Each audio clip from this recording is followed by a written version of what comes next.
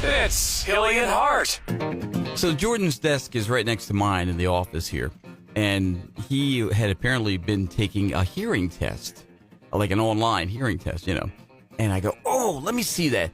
So Let's preface this by saying Jordan's 30. Right, exactly. Yeah. Big difference. We got 37 years between us here, okay? And he goes, oh, look, I have perfect hearing. I go, really? Wow, okay, there you go. So I take it. Now, let me tell you, here's the way this thing works is you listen to these words, but there is all kinds of noise behind it, too. Okay. So, like ambient stuff, so you have to kind of make out words that sound similar. Exactly. So I'm going to give you an example. Here is one of the ones that they did here. What's the ash? I heard cash. I heard hash. We're in trouble here.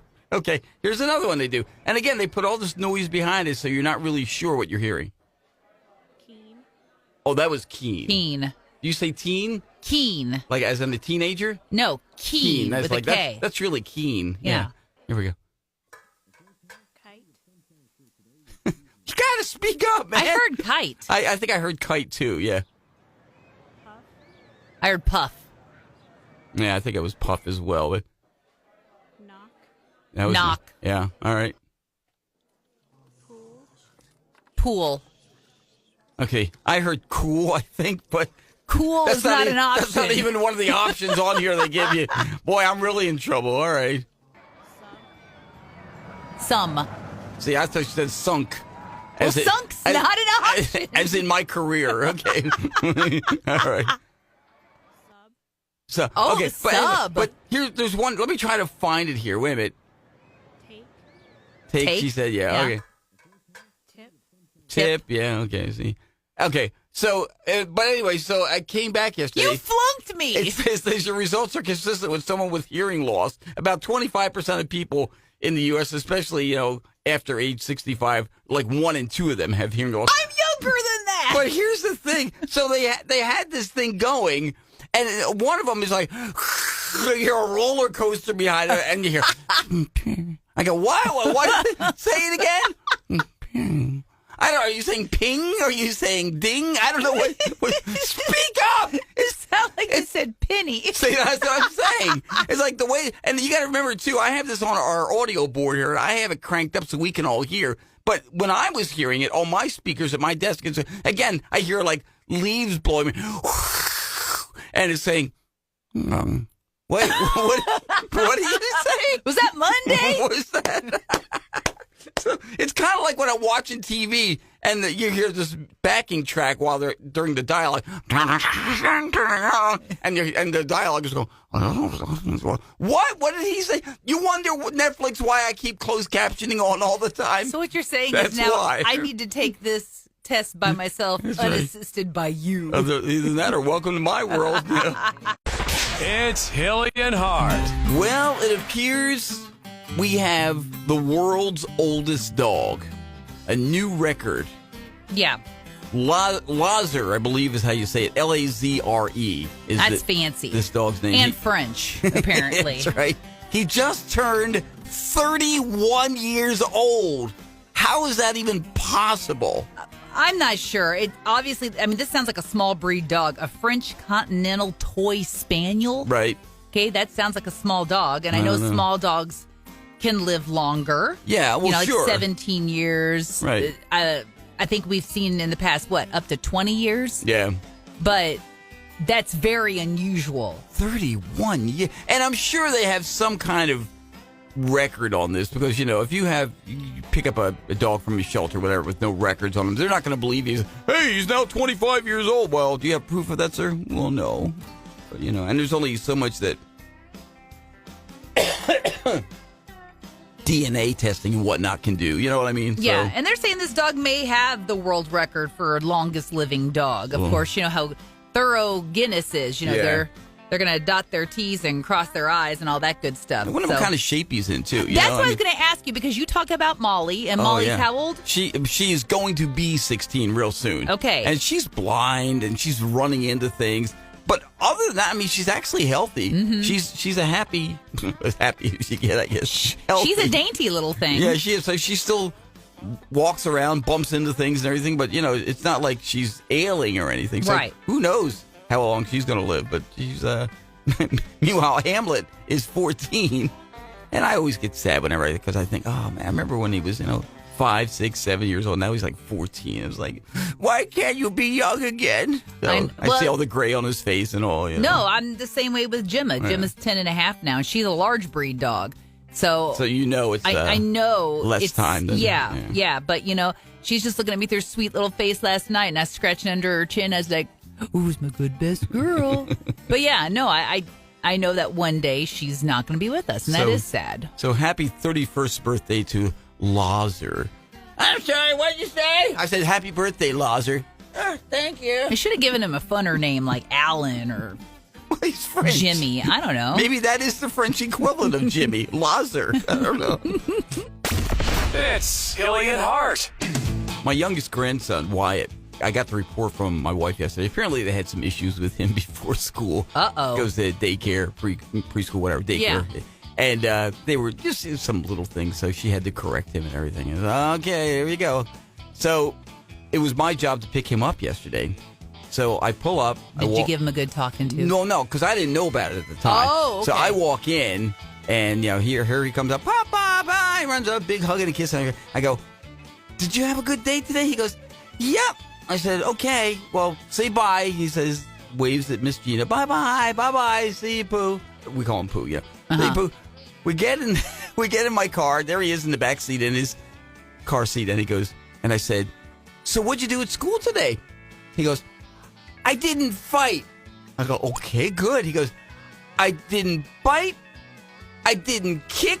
I go, wow. okay. From now on, I'm seeing a theme here. From now on, Aaron, that's going to be my standard for how good a day I had at work. I didn't bite. I didn't kick. That's what I'm going with. We're allowed to do that? From now on, yeah, right. It's Hilley and Hart. Yesterday we were at lunch with some friends, and we got on the subject of ball pits. Kids love to play in ball pits. Oh, yeah. You go to any of the Chuck E. Cheese type places, whatever, they all have Yeah. them. McDonald's used to apparently have a ball pit at one time. I didn't realize sure. that. Yeah, they sure did. Well, then our friend Jesse told us a story about how they once found a dirty diaper in a ball pit.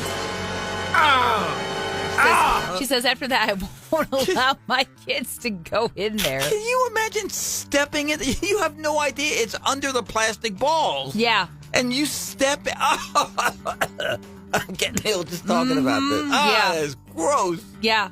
And she was just like, how did somebody not notice? I mean, a kid basically came out pantless and without a diaper. I mean, we already know those places are like a stew of germs, kids' saliva and, anything like that. So I've been in them once or twice. I mean, as a kid I was, but I mean, as an adult.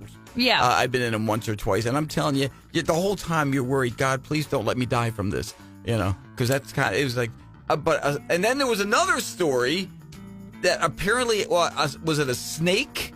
Had come out of yeah, that was somebody. Where was this? I don't remember.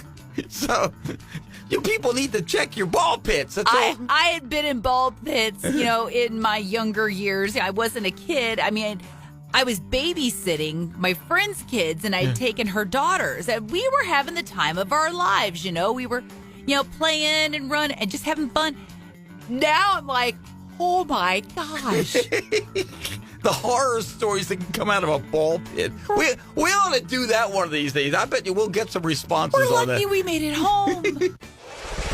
It's Hilley and Hart. All right, so the folks at YouGov polls. You ever get YouGov polls in your email, by the way, Aaron? No. Yeah, I'm subscribed, I guess. You could say subscribe to YouGov. So I get their questions because, and you might say, well, why would you want to do it? Because I believe everybody is entitled to my opinion. So I'm whenever I get these YouGov polls, because usually they're like, a couple of minutes long they take to do or whatever. They'll ask you all kinds of different questions. This one was asking about planets. Okay. Hey, what's your favorite planet? Which is dumb because it's kind of like, what's your favorite color? Like, how are you supposed to base your favorite planet? You know what I mean?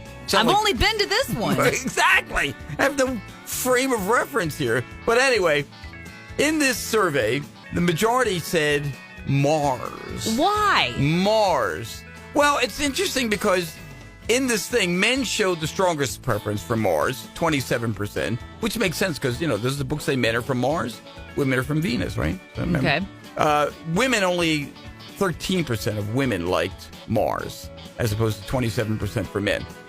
Number 2 was Saturn, Okay. 14%. Jupiter in third at 8%. Now, why might you say Jupiter? I don't know, it's the biggest planet. Maybe I like it big. I don't know. Pluto at 7%. Does that even bring into the question, though, is Pluto still a planet? I don't know. Okay. And Venus at 6%. When I was in grade school, there was some sort of rhyme I vaguely remember. And Yeah. I just remember something about girls go to college to gain more knowledge. Boys go to Jupiter to get more stupider. It's really all I remember. That's okay. You would qualify for NASA at that See? point. There you go. 38% of people in this survey, by the way, it says they remain unsure. I think really what those 38% of people said, what the heck kind of stupid question is this? That's probably what that meant. 75% of people hold favorable views of outer space. Again, what's unfavorable? Why are you going to say, I don't like outer space? I mean, yeah, I know we can't breathe there, but I'm just saying, why would you be in the 25% who hold a negative view of outer space? Because apparently negativity is in right now, Kevin. I the more suppose. negative you are, the better off you are, is what some cooler. people are believing.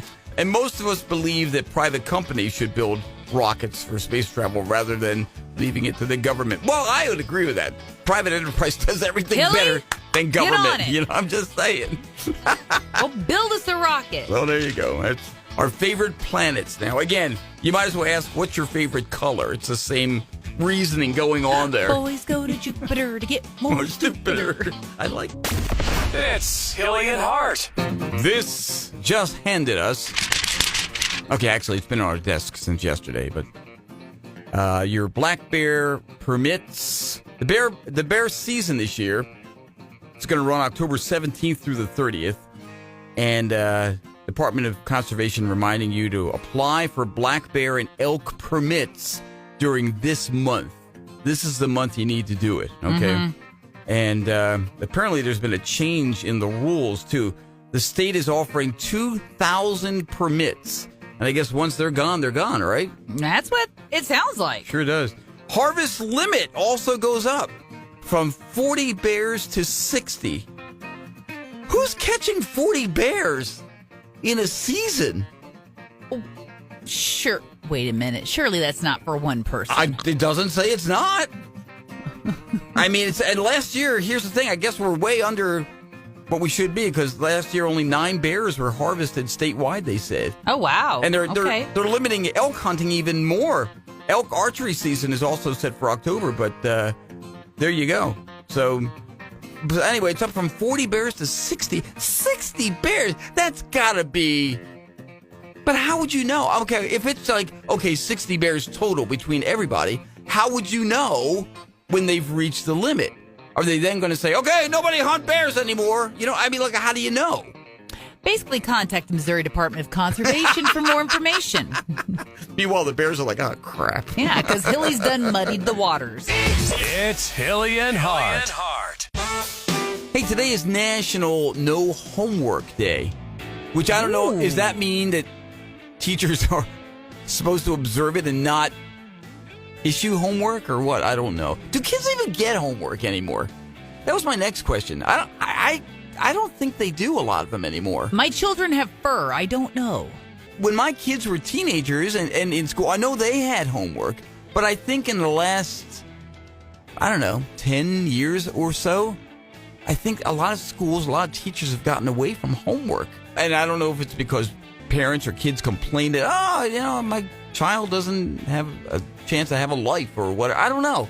I thought I remember reading that there's less homework being issued now than... I don't know. I have friends with kids. I should ask them. Yeah, ask them. I get really curious. I mean, shoot us an email or a text, 1-800-700-5284. If, we'll talk about this tomorrow if you share something with us. But if you have kids, do they still get homework? If you're a teacher, do you still issue homework. You know, I know weekends you were never supposed to get homework. That was like the worst. Well, that was the fingers crossed. Yeah, Right. you were hoping. But, you know, you always had that one Poindexter in there who was like, you know, okay, hey, it's 3 o'clock. Bing, it's Friday. Okay, hey, everybody have a good time. Somebody raised their hand. Hey, you forgot to give us homework for the weekend. Quiet, Timmy!